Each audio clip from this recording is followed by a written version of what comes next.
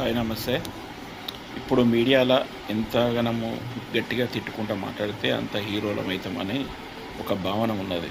అది నిజంగా 2014 నుంచి ఇలాంటివన్నీ ఎన్నో చూస్తూ ఉన్నాం.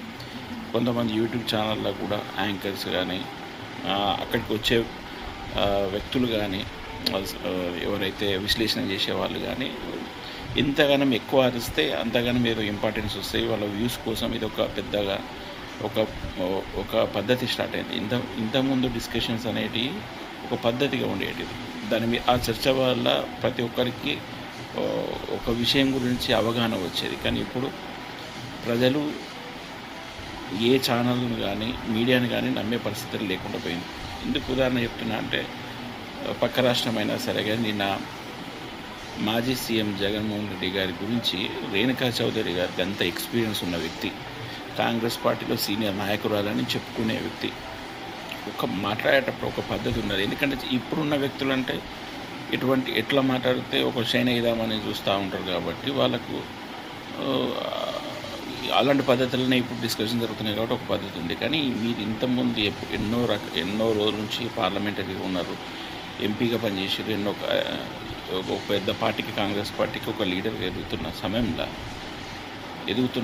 మీరు ఇలాంటి చర్చలలోకి వచ్చి ఒక మంచి పేరు కూడా పోగొట్టుకునే పరిస్థితి తెచ్చుకున్నారంటే ఒక మనిషిని చిన్నప్పుడే వాళ్ళ తల్లి చంపేది ఉండే అని మాట్లాడితే ఏమన్నా అసలు నిజంగా ఈ మీడియా అనేది ఏ విధంగా తయారైందో కూడా ప్రజలందరూ గమనించాలి. వాస్తవానికి ఇప్పుడు ఏ పార్టీకి ఆ పార్టీకి ఒక మీడియా ఉన్నది. ఇప్పుడు ఎవరు నమ్మే పరిస్థితులు లేరు. అసలు ప్రజలకు ఎవరు మంచి అనిపిస్తే ఆ లాస్ట్ మూమెంట్లో డిసిజన్ తీసుకుంటారు. కానీ ఒక మంచి చర్చ, ఒక విశ్లేషణ అనేది కొరవడిపోయింది. ఇప్పుడున్న మీడియా ఛానల్లో ఒక ఎంటర్టైన్మెంట్ ఛానల్ లాగా, ఒక జబర్దస్త్ లాగా అయిపోయింది. అంటే ఈ ఛానల్లో కూర్చొని ఎదుటి వాళ్ళని తిట్టుడు, కానీ ఒక టాపిక్ మీద విశ్లేషణ అనేది మిస్ అవుతున్నాం. కాబట్టి ఇది ఒక చాలా దురదృష్టకరం. ఇప్పుడున్న రాబోయే జనరేషన్గా ఎవరు కూడా పట్టించుకునే పరిస్థితి లేదు. రాజకీయాలనే వాటిని ఒక మొత్తం గలీజ్గా చేసే పరిస్థితులు ఉన్నారు.